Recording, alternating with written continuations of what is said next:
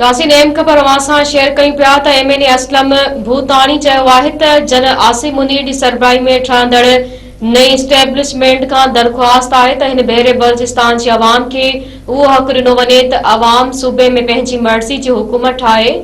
क़ौमी असेंबली जे इजलास में ख़िताब कंदे एमएनए असलम भूतानी चयो त बलूचिस्तान तमाम घणो लुटिजी चुको आहे। बलूचिस्तान में हाणे लुटण लाइ गरीब अवाम जे फाटल कपड़नि खां सवाइ ॿियो कुझु नाहे बचियो।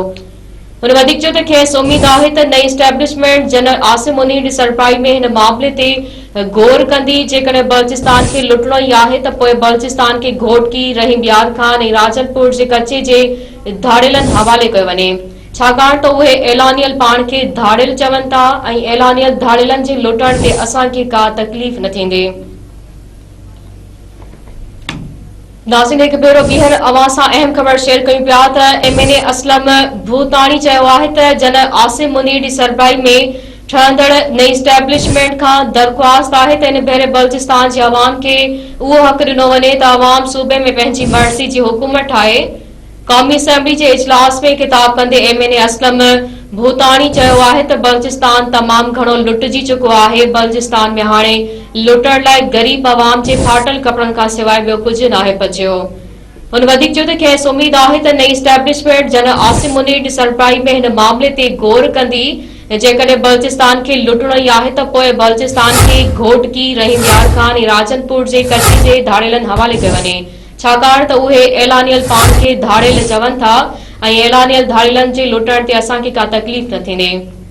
जनरल आसिम मुनीर साहब की सरबराही में बनने वाली नई एस्टेब्लिशमेंट से दरख्वास्त करूंगा कि इस मर्तबा बलूचिस्तान के अवाम को यह हक दिया जाए कि वो अपनी मर्जी की हुकूमत बनाए।